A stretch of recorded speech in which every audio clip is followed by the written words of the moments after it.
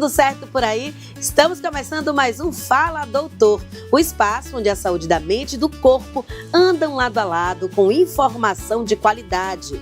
Olha só, antes de eu falar sobre o nosso assunto de hoje, já quero dar aquela dica de milhões para você que acompanha a nossa programação. Pegue seu celular, aponte a câmera para esse QR Code que aparece no cantinho da tela e automaticamente você vai ser direcionado para o nosso canal no YouTube, onde você acessa toda a programação da nossa TV Câmara, mas claro, dê uma moralzinha aos outros episódios do Fala Doutor, porque hoje a gente vai contar com uma presença muito especial. Um médico que é referência em neuropsicologia, mestre no cuidado com a saúde mental e conhecido por sua abordagem humana e também acessível. Eu estou falando do doutor Anderson Pereira, o neuropsicólogo do sono. Hoje a gente vai falar sobre um tema que afeta milhões de brasileiros, mas ainda é cercado de dúvidas. Eu estou falando da insônia. Quais são as causas? Por que ela atinge de forma diferente homens, mulheres e idosos? E o mais importante, o que fazer para dormir bem? Fique com a gente, porque o Fala Doutor está só começando. Pronto, minha gente, eu já estou aqui com o doutor Anderson Pereira. Ele é neuropsicólogo do sono e a gente vai bater esse papo falando aqui, explicando para a gente a importância de uma boa noite de sono, que eu sei que você aí em casa, às vezes dá aquela vacilada, fica acordado até mais tarde, vendo aqueles vídeos no Instagram. Eita, quem nunca fez isso, hein? Seja muito bem-vindo, doutor, tudo bem? Maravilha, Cristiane, estou alegre, satisfeito, estou à disposição. Pois é, a gente vai começar essa conversa falando um pouquinho sobre a sua especialidade, né? Que é a neuropsicologia do sono. Queria que você explicasse para o nosso telespectador, para quem está assistindo aí o nosso Fala Doutor, o que é isso, né? A neuropsicologia do sono e como é que ela atua, o que é que ela estuda? A neuropsicologia do sono, Cristiane, ela é uma especialidade da psicologia, né, como a neuropsicologia, e que se atém especificamente como objeto de pesquisa e estudo os transtornos do sono e como resolvê-lo, né, de forma não farmacológica, por meio da TCCI, que é o tratamento cognitivo comportamental específico para insônia. A gente parte do pressuposto que se existe um comportamento, existe uma estrutura neural, e a neuropsicologia vai estudar qual a estrutura cerebral que promove o sono, que é o nosso núcleo supraquiasmático, e vai reabilitá-lo. Eu acredito que um dos principais problemas relacionados ao sono seja a insônia. Sim. A insônia é mais comum em homens ou em mulheres?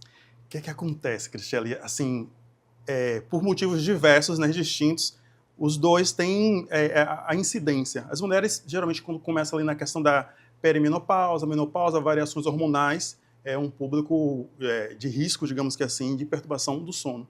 E os homens também acomete, né, insônia, mas por questão de estresse agudo, pico de cortisol. Então, em termos estatísticos, aquela ideia, né, digamos que a mulher é mais propensa a sofrer de insônia porque é parte da genética, né, um estado da vida ali que vai ter aquela variação hormonal. Então, é o grupo que é mais afetado. Agora já está bem próximo, né, até a questão mesmo do estresse tem também acometido bastante o público feminino. Agora, no caso, nos homens, a testosterona também pode ter algum tipo de relação com a insônia?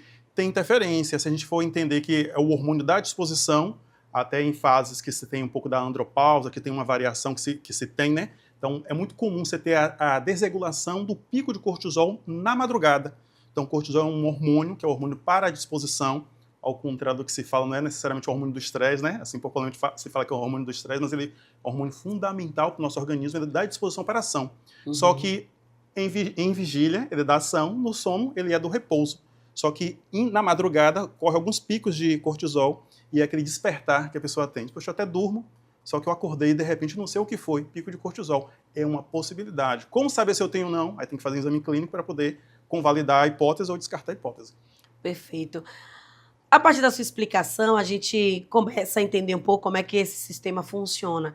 Mas quem está nos vendo agora, quem está nos assistindo em casa, muitas vezes não para pensar e negligencia esse tratamento do sono. Exatamente. Né? Não, eu tive uma mal noite de sono hoje, amanhã eu recupero. Vou tomar um chá. Vou tomar um chazinho, vou tomar aquele remedinho que me dá sono, sei lá, um antialérgico ou algo do tipo e vou dormir melhor. Quais são os riscos de não se levar a sério uma boa noite de sono? Queria que você começasse por aí. O que a gente vai entender, Cristiane? Assim, a gente vai partir de um pressuposto, de um axioma. Não existe saúde sem saúde do sono. Então, lembre-se que estar em vigília, ele é catabólico, ou seja, ele degrada tecido, ele cansa tecido, ele desgasta no seu corpo físico. E dormir, ele é anabólico, ele reconstrói o tecido e revigora todo o nosso organismo, desde a imunidade, a parte de vasos, veias, artérias. Então, aquela ideia, né? Se a pessoa não dorme, é como ele não está recuperando ali várias partes do nosso organismo, regulação de GH, que é o hormônio do crescimento. Aí quando a gente fala de crescimento, não é necessariamente crescer a altura, mas assim, a ideia de reconstruir tecidos. Existe uma parte de musculatura interna das nossas vias e artérias, que se chama endotélio, que é uma parte de músculo diminuta que recobre, faz uma proteção. Essa reconstrução se dá justamente no sono, o sono profundo, que é o N3, né, chamado sono de ondas longas, sono sol. Então, respondendo diretamente a sua pergunta, quem não dorme, quem não consegue ter essa profundidade de sono, está desgastando, está prejudicando a saúde, uma vez que os órgãos, ao amanhecer, já estão sobrecarregados e não foi feita toda a restauração. É aquele exemplo clássico daquele carro que não faz a revisão. Em um momento ele vai dar uma pane no momento indevido, no meio da pista, numa estrada, numa viagem. Agora vamos especificar quais são os principais impactos, as principais áreas impactadas por causa desse problema, né, de noites mal dormidas. Quais as doenças, os problemas de saúde que a gente pode desenvolver a partir de então? Pronto, aí é aquela ideia, né? É uma gama, a gente poderia ficar aqui horas a fio, né? Isso dá um seminário inteiro, mas a gente pode partir do pressuposto seguinte. Entendendo que o sono, ele é condição sine qua non, ou seja, a base, a essência, é o fundamento para a saúde, a gente pode listar vários aqui. Por exemplo, no nosso organismo a gente tem o nosso sistema linfático, né? Que é o nosso sistema que retira toxinas, faz uma higiene física corpórea. O nosso cérebro, que não é objeto de estudo aí da neuropsicologia, é algo tão sofisticado, é algo tão refinado que ele tem um próprio sistema dele linfático, que é chamado sistema glinfático. Quando a gente dorme no sono de ondas longas, que é bem conhecido o sono REM, né, que é o famoso, mas tem o sono oculto, que é o sono sol, que é o sono de ondas longas. É justamente no sono profundo que o nosso sistema glinfático retira algumas toxinas do nosso cérebro, algumas proteínas. Uma delas é a beta-amiloide, que no meio científico é conhecido como a proteína do Alzheimer. Então, pessoas que não dormem bem, pessoas que não atingem os níveis mais profundos de sono, estão no grupo de risco de desenvolver, se colocar no grupo de risco de desenvolver Alzheimer. Principalmente se já existe uma predisposição genética. Que a insônia ela tem três modelos, né, que é chamado dos 3Ps, cientificamente. Você tem uma predisposição genética à insônia. Então, existe uma predisposição genética, existem genes específicos que fragilizam, é o primeiro P. Aí tem os fatores que precipitam, então fatores sociais, fatores emocionais que precipitam. E você tem os fatores que perpetuam, que mantêm. Então a insônia é criada por esses três pilares, mas ela é mantida por uma série de comportamentos que na tentativa de resolver o problema, foi como você citou agora há pouco, medicamentos, as dicas, orientações, a gente só piora o problema. Essas são as condutas autolesivas. Então a gente vai fazer um inventário dessas condutas, desses comportamentos, e desmontando uma a uma, ou seja, dirimindo aquele terceiro P, que são os que mantêm a insônia, né? São os fatores perpetuantes. Então, imunidade, a própria se colocar no risco de Alzheimer, diabetes, que a gente está fazendo a ideia de reconstrução de pâncreas, a gente está trabalhando a ideia toda hormonal para as mulheres, estrogênio, progesterona. O que a gente vai entender? Tão importante é estar vivo, né? Tão importante estar vivo em vigília, tão importante é o sono. E aí um conceito concluindo e lhe devolvendo, eu trabalho com a ideia do sono como quarto alimento. Ou seja, a gente tem um oxigênio sem a qual a vida não é possível, a água sem a qual a vida também não é possível, o alimento físico, e o sono entrando como esse quarto alimento, que é tão importante a vigília como é o sono. E a gente tem diversas especialidades, tem a medicina do sono, o fisioterapeuta do sono, o nutricionista do sono e o neuropsicólogo do sono. Vamos explicar um pouquinho, quando a pessoa chega para o senhor e diz assim, doutor, eu não estou conseguindo dormir direito. Te procura para uma consulta, para que o senhor possa ajudar. Como é que funciona essa detecção? Como é que funciona esse exame para entender como é a noite, o dia dessa pessoa e qual tipo de tratamento indicado para ela? Eu queria que o senhor traçasse o passo a passo. O passo a passo. No primeiro passo, a pessoa acha que é aquela velha queixa, né? Já não durmo faz tempo. Então, minha primeira preocupação é escutar como que está esse grau de sofrimento dessa pessoa e quanto tempo ela é acometida por esse transtorno. E aí, deixando claro, a insônia não é só uma perturbação do sono, Cristiane. A insônia ela é uma doença por si só, com CID próprio, é o G47. Então, no meio científico, ela tem muita discussão. Ela como uma doença por si só, que já tem o G47, mas também ela é sintoma de outras doenças. Então, a primeira coisa que a pessoa chega, eu vou entender quanto tempo tem que você sofre com esse problema? Ah, 1 ano, 2 anos, há 10 anos, tem pessoas que chegam 15 anos. Uau. Segundo filtro, você faz algum uso de algum medicamento para dormir? Ah, sim, faço ou não faço. Se faz, existe algum CID, algum diagnóstico que justifica a utilização desse medicamento? Ah, tem, eu fiz há 5 anos atrás e não refez? Não, não tem. Aí eu já vou mapeando ali que é o quê? Um caso de automedicação, é um caso de dependência química, é um caso... Qual a idade? Então, assim, primeiro passo, a pessoa recebe uma anamnese bem complexa, um raio-x completo, que eu vou pegando ali todos os detalhes, eu mando, olha, preenche a anamnese com calma, com detalhe, que ali eu já faço todo o raio-x da história pregressa, de como que tá aquilo ali. Então, ou seja, a gente vai mapeando. E em que tipo de insônia é? Basicamente, no by the book, né, como está no livro, digamos assim, da literatura, tem 3 gradações, chamada insônia inicial, que é aquela pessoa que tem dificuldade para iniciar o sono. Ela tem uma certa dificuldade, mas depois de um certo tempo ela inicia e segue normalmente, só que ela tem o sono tardio. Uma terceira modalidade é chamada a insônia de manutenção, que é aquela ideia, a pessoa até dorme bem, mas de uma hora para outra acorda e aí não consegue mais manter, tem uma dificuldade de manter. E é a chamada insônia terminal. É até estranho esse nome, né? Terminal, mas assim, é porque no finalzinho da noite a pessoa não tem dificuldade para dormir, nem para manter, mas de repente acorda às 4 da manhã e não dorme mais.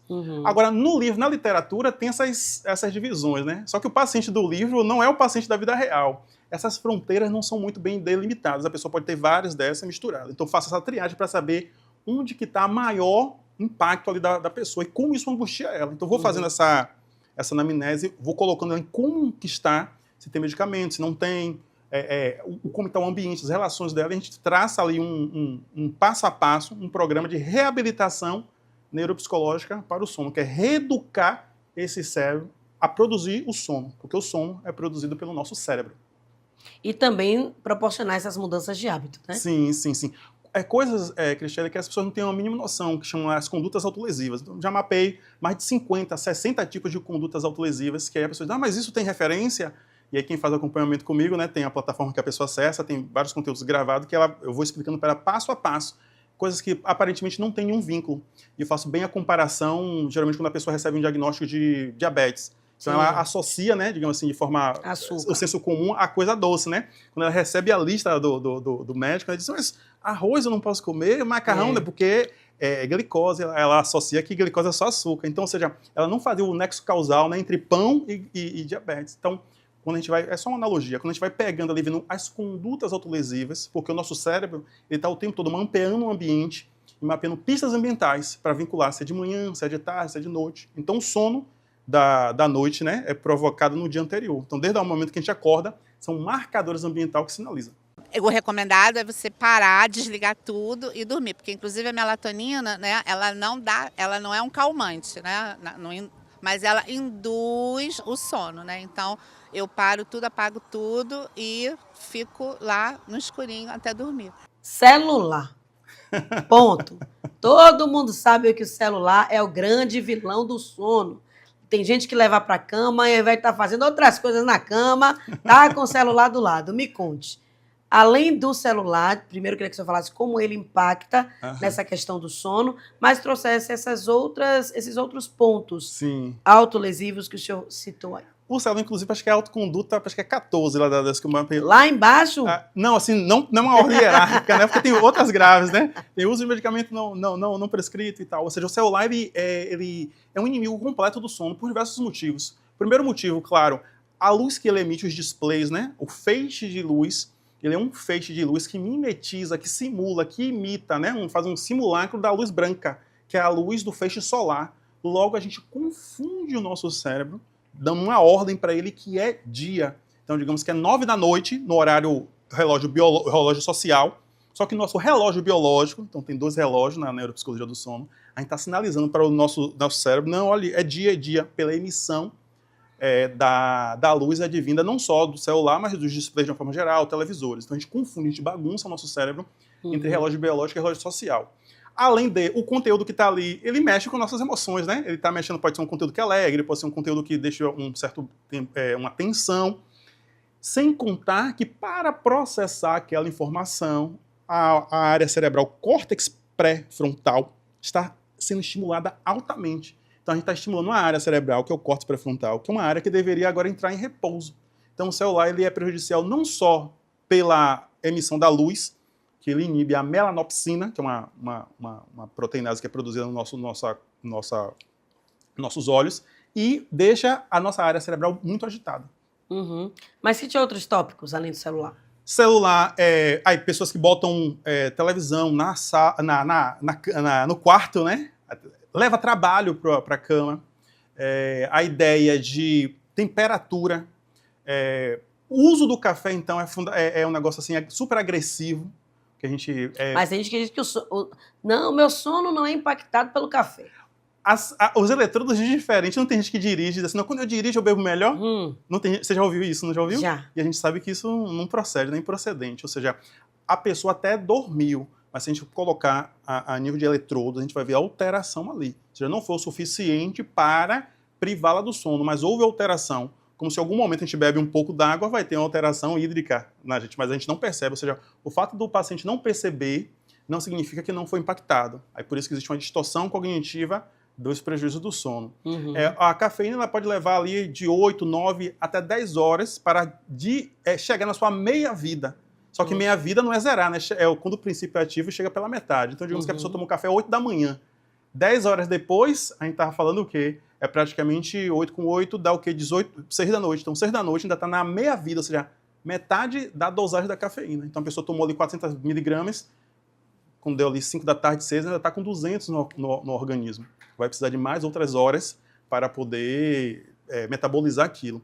Tem algumas predisposições em tipo de fígado que a pessoa é sensível e propensa a prolongar ainda mais essa metabolização da cafeína. Então, assim, a cafeína ela é super agressiva, inclusive ela engana o cérebro, os receptores da nossa adenosina, né, que é o que o nosso organismo produz para poder regular o sono. Então, Cristiane, concluindo, é uma ciência complexa, inclusive para os próprios profissionais de saúde, que não entendem muito bem de como o sono funciona, porque essa disciplina ela não permeia a grade curricular dos cursos de saúde. Então é muito comum profissionais de saúde estão sendo colocados no mercado onde eles não entendem nada, absolutamente nada de sono, de ciência do sono. E isso deriva daí prescrições equivocadas e tratamentos não bem conduzidos.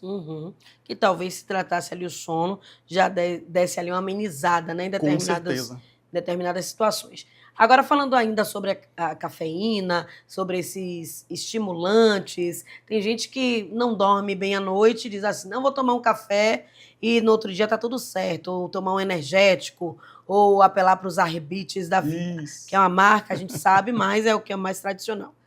Quais são os prejuízos disso, né? De, ao invés de tratar do sono, tomar esses estimulantes numa tentativa de se manter ativo, de se manter ali em plena atividade?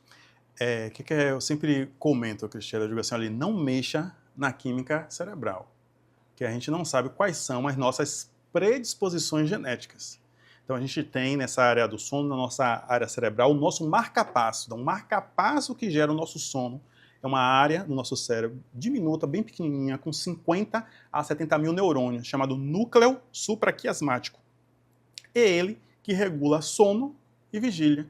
E a pergunta dele é muito simples, né? Pergunta entre aspas, a quantidade de adenosina que a gente tem na nossa corrente sanguínea. Então, quando a gente toma um café, a molécula da cafeína, ela simula, ela mimetiza a adenosina e ocupa os receptores, ou seja, áreas cerebrais, e que sinaliza para o cérebro que já tem bastante. Só que a gente sabe que a cafeína ela é um neuroestimulante. E nesse rol aí, a gente poderia botar a nicotina, né? E aquela clássica associação que geralmente as pessoas têm, toma um cafezinho e fuma um cigarro. Então, ou seja, você está neuroestimulando o cérebro ali. Então, ele está condicionado a alterar a sua química interna. Então, quando o organismo produz a sua própria química interna, endógena, ela não é suficiente para ser sensível, porque os receptores em nível cerebral já estão tomados pela área química. Aí a gente pode botar os energéticos de uma forma geral, ou seja, você altera muito a química cerebral. E para desfazer isso, dá um trabalho. A gente tem a ideia das resistências, da tolerância àquele princípio. É comum a pessoa tentar retirar o café e sentir dor de cabeça. Então é como se fosse ali uma pequena abstinência, porque ele é um neuroestimulante potentíssimo. Então ele ocupa os receptores do núcleo supraquiasmático, que é justamente essa área que é o nosso marca-passo do sono. Concluindo, o sono tem estrutura cerebral nele que cria ele. Então o nosso sono é criado pelo nosso núcleo supraquiasmático. muito pequeno. A gente tem 6 bilhões de neurônios no cérebro e apenas 50, 70 mil é responsável para fazer a gente sair da vigília, né, para o sono, que é chamada hipnagogia, mudar aquele ciclo ali. Então não é chá, não é melatonina, não é medicamento que vai recuperar o nosso sono.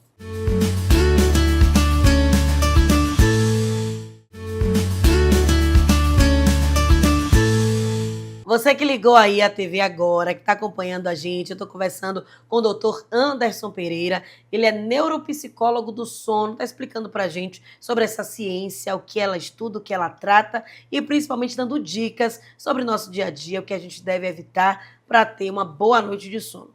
Doutor, a gente, antes de falar ainda sobre a forma de tratar, né, como é que se dá, quanto tempo em média dura esse tratamento com essas mudanças de hábitos, queria que o senhor falasse um pouco também sobre outros perfis, né, de pessoas que devem te procurar também. A gente já falou daqueles que não dormem, que tomam estimulantes, daqueles que insistem no uso de celular, mas também tem aquele tipo de pessoa que não consegue dormir bem à noite e passa o dia inteiro sonolento, não usa esse tipo de recurso e isso acaba virando um ciclo vicioso, né? Porque passa o dia inteiro com sono, quando chega à noite não consegue dormir. O que é que se faz num caso desse? Aí a gente tem a inversão de relógio, né? A ideia do relógio biológico com o relógio social, eles precisam estar sincronizados. Então a gente tem uma assincronia dos relógios. Se fala muito do relógio circadiano, o ritmo circadiano, só que a gente tem o ciclo ultradiano e o ciclo infradiano. Então são ciclos acima de 24 horas ou abaixo. Às vezes a pessoa já não está mais fazendo o ciclo circadiano, ela está fazendo um ciclo acima de 24 horas, o sono dela é 36 com 36 com 36, às vezes está baixo, 18 com 18 com 18, a gente vai sincronizar. A gente tem casos de apneia do sono, pessoas que desenvolvem o ronco, né? Deficiências nutricionais que podem gerar insônia, deficiências hormonais que podem gerar insônia, deficiência das mais diversas, ou seja, quando a gente vai investigar ali, ou seja, quando a gente sana a parte comportamental, se começa a fazer um encaminhamento para outras áreas da saúde que impactam diretamente. Então, assim, Cristiane, é uma área fascinante pela sua complexidade e também, assim, eu observo assim, o quanto é necessidade, em termos de estatística, a gente tem no Brasil de 60 a 70 milhões de brasileiros, dados oficiais, que sofrem com insônia, sem contar as subnotificações.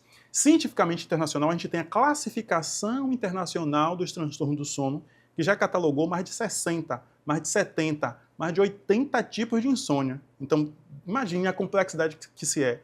E eu fico muito abismado assim quando as pessoas querem resolver as coisas de forma muito simplória, é um problema muito complexo. Quando vem da população, a gente sabe que é a população não bem especializada, é compreensível, mas me assombra muito quando os próprios profissionais de saúde não dão a devida importância. E a gente vive na época da produtividade, né? Tudo pela produtividade. É trabalho enquanto eles dormem, a ideia do pessoal de concurso, né?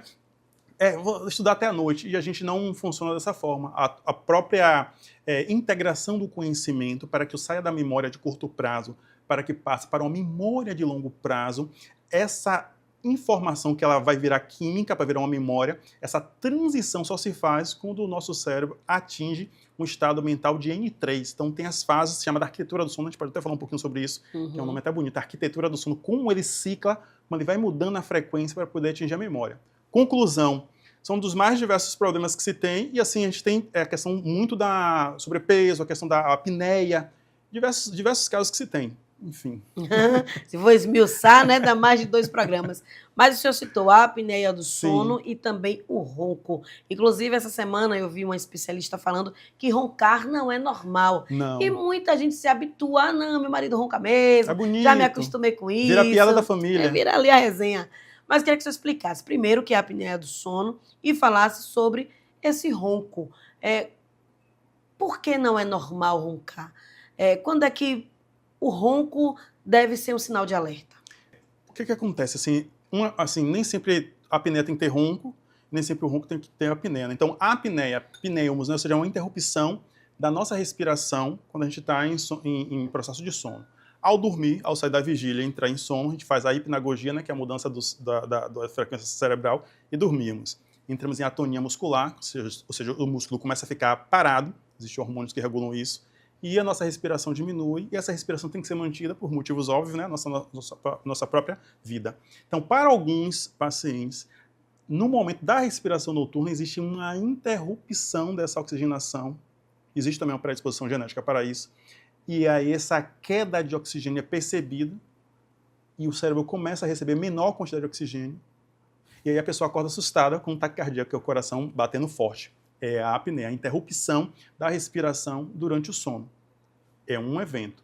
O ronco é outra coisa, que é justamente aquele barulho que a gente tem, às vezes, flacidez da parte chamada aparelho fonador, né? Cordas vocais, pregas vocais, como queiram, que às vezes por flacidez, então, assim, exercício com a fono vai poder auxiliar. E podem ter os dois eventos juntos, a apneia com o ronco. Então, aí tem, interessante, foi até excelente você perguntar, porque tem o fisioterapeuta que é específico nisso. Então, existe o fisioterapeuta do sono, Sim. que uma das abordagens é justamente tratar com a questão do ronco da apneia. Aí a fisioterapia utiliza um aparelho chamado CPAP, que é interessante, utiliza, é físico. A pessoa utiliza para ir corrigindo ali aquela parte, para se corrigir isso. Então, assim, tem casos graves, ou seja, casos mais graves de apneia, inclusive, vai interferir na função cardíaca, porque imagine, a pessoa está uma pré-asfixia, né? Então você gera ali a arritmia cardíaca, a pessoa está ali 2, 3 da manhã e acorda, tem vários eventos, 2, 3 vezes, acordam sobressaltado pela apneia, que é essa interrupção do ciclo da respiração. Uhum. A gente já vai falar sobre os tratamentos, Sim. mas tem muitas dúvidas que inclusive chegam através das redes sociais que as pessoas mandam, e uma delas envolve o público masculino. Vamos lá. Existe relação entre insônia e disfunção erétil? Tem a relação na medida que existe uma queda de produção hormonal, né, e aquela ideia de não conseguir se a gente for pensar ali, a testosterona, né, e cortisol. A gente vai fazer essa díade, né, digamos que assim. Por quê? Um alto nível de estresse, você tem pico de cortisol agudo, onde para a função erétil, ou seja, ele é um antagonista, ele inibe, é muito comum, vamos dizer, falhei e tal, popularmente dito, né? Porque existe um pico de cortisol e essa parte ela é inibida, ali, digamos, na função erétil do homem. O que é que isso denuncia? Isso, digamos, que é um evento último que denuncia uma série de desregulação hormonal que se tem, entre eles, testosterona e cortisol. Então, o cortisol, ele elimina, ele é um antagonista. O que é um antagonista? É uma coisa que é contra a outra, ao nosso pré-hormônio do sono, que é a melatonina. Então, poxa, um nome complicado. Então, o que é que a gente vai entender? Um propicia o início do sono e o outro propicia o início de estar acordado. Então, se cortisol está alto, ou seja, elimina melatonina que inicia o sono. E o cortisol está aí, que esse é o hormônio da ação. Com testosterona, que é justamente esse vigor físico, né? No homem, a gente tem andropausa, que é justamente essa fase de decaimento, que denuncia o quê? Também uma queda hormonal. Conclusão. Não há uma relação causal entre ter disfunção erétil e ter sono, mas a disfunção erétil, né, o falhar com a insônia, denuncia desregulagem na parte hormonal masculina. Como que faço para saber? Aí vale investigar, né, um médico clínico para fazer a dosagem hormonal. Tem muito o vínculo, Cristiano, você falou isso, me fez lembrar, muita questão da diabetes, que tem vínculo direto com a disfunção erétil. Às vezes a disfunção erétil ali não está necessariamente vinculada a uma baixa de testosterona em si, mas também aquela ideia da diabetes tipo 1, tipo 2, ou seja, tem várias coisas que se tem. Então vale um olhar cuidadoso com o endócrino, né?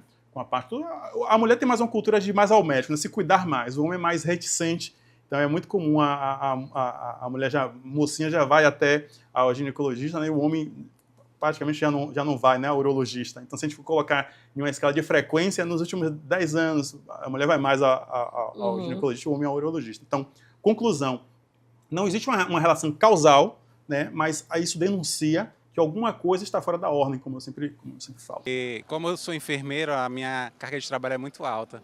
Então, assim, só o fato de trabalhar no plantão noturno já bagunça todo o nosso ciclo de sono. Então, volta e meia, às vezes que era para eu estar dormindo nas minhas folgas, eu estou acordado porque eu já estou acostumado a trabalhar à noite. Isso pode acontecer, doutor, inclusive também com as mulheres, né, na TPM, durante a menopausa, isso também é bem comum, né? Sim, foi bom você comentar isso, excelente. Me fez lembrar de um outro detalhe aqui, que sim, existe a TPM, existe a menopausa, existe, que está se falando muito agora, né? Não sei se você já ouviu falar sobre a perimenopausa, que é uma fase anterior à menopausa, antecede ali uma década até. Então, a partir dos 35 anos, 35 já começa a ter alterações. Essa fase foi denominada como perimenopausa. É uma fase onde a mulher já passa a ter variações hormonais e que vai se atingir do ponto agudo, né, digamos que ali na menopausa, sim. Então, não só aos 50 anos, 55, mas já começa a ter uma movimentação a partir dos 35, 40. Então, tudo isso, somando a estilo de vida, somando uma alimentação, somando a fatores estressantes, somando ao ritmo que a pessoa se coloca, né, o tempo da urgência, o tempo da produtividade, aquela ideia, né, que eu sempre comento, a gente nunca tropeça na montanha, né, a gente vai tropeçando na pequena pedra, né, então são as pequenas pedras que fazem com que, quando junta tudo, não há uma relação causal de uma única coisa, mas há uma soma de fatores, e quando junta tudo, dá um efeito, o organismo sente, né, e aí, concluindo, a insônia, como eu comentei, tem um CID específico, no G47, então está catalogado, não é uma coisa solta. A classificação internacional dos transtornos do sono faz o catálogo de mais 50, 60, 70, 80 tipos de insônia. Então, sim, tem essa relação. Muito bem, vamos enfim falar sobre tratamentos e abordagens, vamos falar um pouco mais sobre isso. O paciente chegou aqui, o senhor fez essa anamnese toda, descobriu os pontos mais problemáticos nessa rotina que acabam interferindo no sono. Por onde começa esse tratamento? É com medicação? É somente com a mudança de hábitos? Como é que é o passo a passo desse tratamento? Pronto, então estamos aqui com a insônia. Ela tem duas abordagens, a farmacológica e a não farmacológica. Uma não exclui a outra. Podem até trabalhar em conjunto. Tem alguns pacientes que é necessário fazer intervenção medicamentosa, por várias outras questões clínicas também, que é necessário fazer intervenção farmacológica.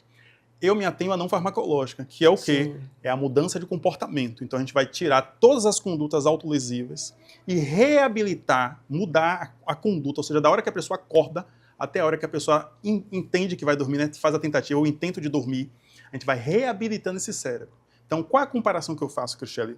Aqueles quadros que às vezes a pessoa tem um AVC e a pessoa tem a fala um pouco prejudicada, né? Ela fica com dificuldade de falar.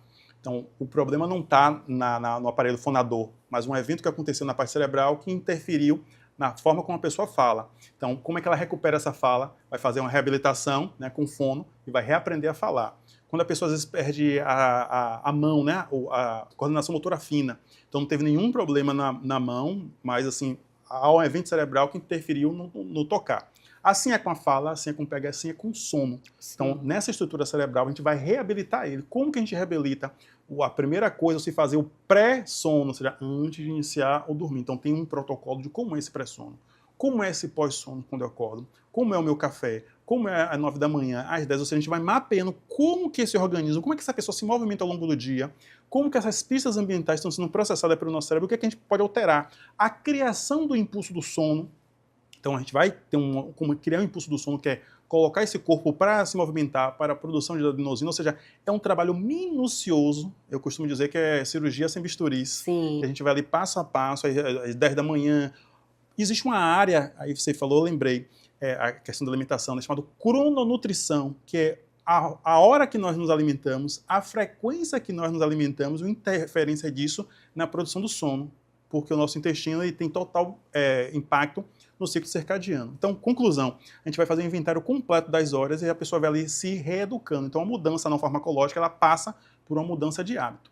E a farmacológica é por meio de medicamento, que eu tenho algumas pessoas que de fato precisam. Então, uma não exclui a outra, as duas podem somar esforços, né? Ou sou uma ou sou outra, mas o que é que eu digo, concluindo? Se a pessoa só fizer a farmacológica e não mudar o comportamento, a tendência é que ela vá o tempo todo cair na dependência eterna de medicamentos, porque, como a gente vê diversas pessoas, né, que fazem cirurgia bariátrica, perdeu peso, mas não mudou o estilo de vida, a tendência é que recupere, né, o peso que a cirurgia retirou, digamos que assim. Então, mudança de hábito é necessário.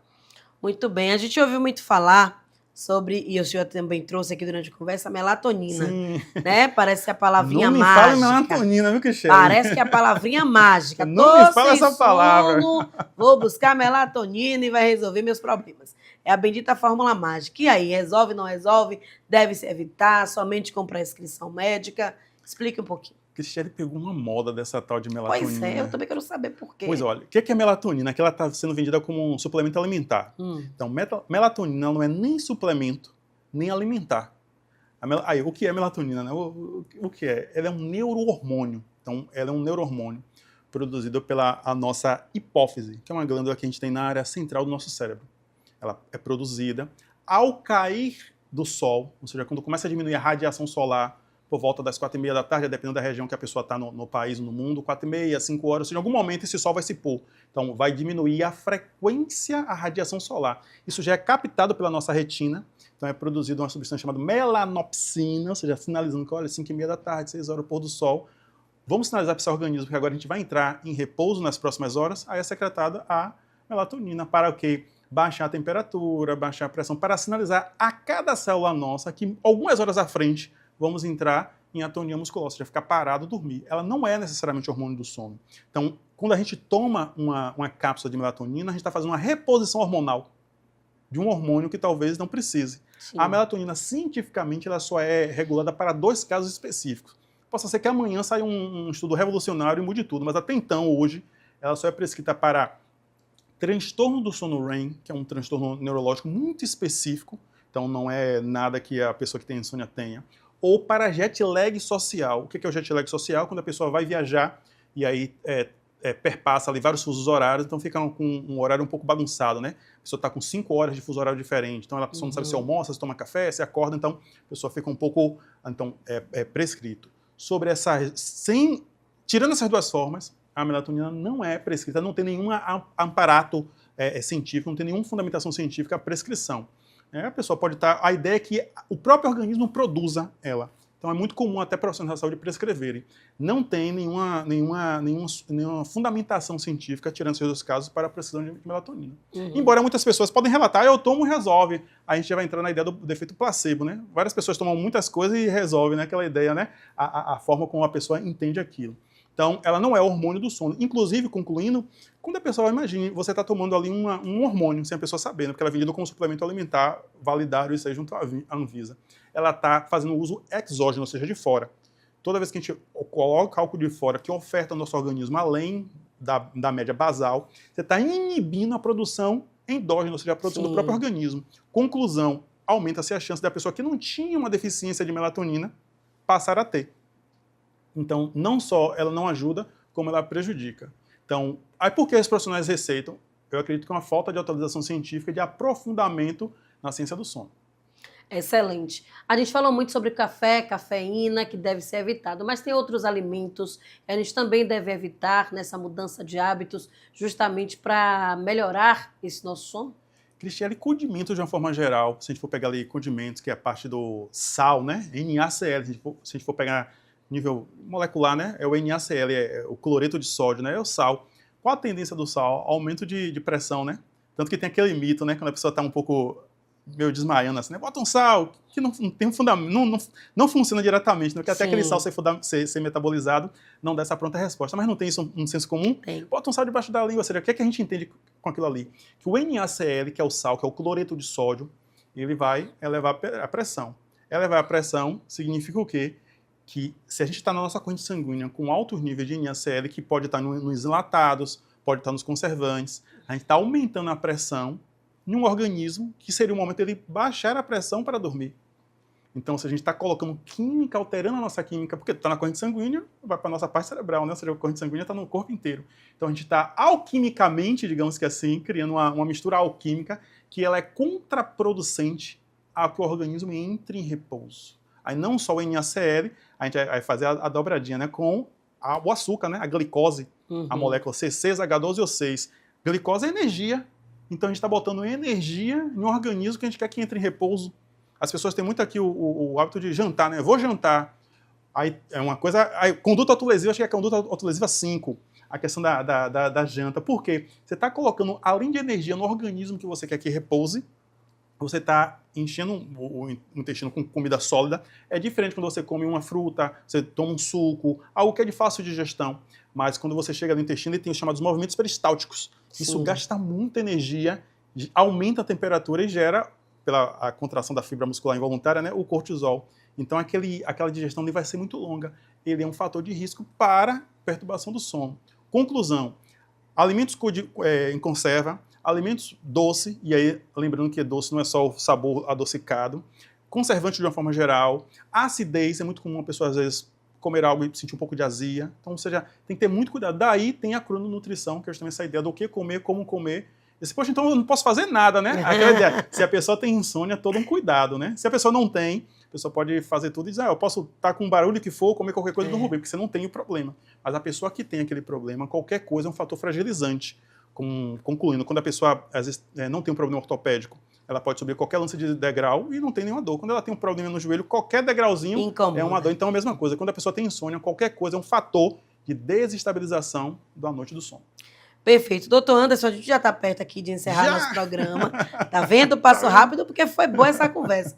Então, eu queria que o senhor explicasse aí, mandando um recado para quem nos assiste, para quem está em casa acompanhando essa conversa, sobre justamente a importância dessa mudança de hábitos, a importância de uma boa noite de sono. Faça um resumo de tudo que a gente conversou aqui e mande um recado para quem nos assiste. Diz que quando a conversa é boa, né, o tempo voa. Tem até essa... Diz o poeta, né? Quando Sim. a conversa é boa, o tempo voa.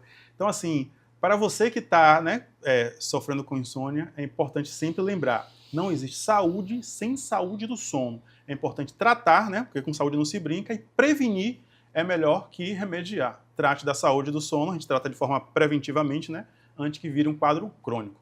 Desejo sucesso aí e agradeço a audiência de todos. Doutor, muito obrigada. Foi Maravilha. ótima essa conversa Que com o senhor, excelente. viu?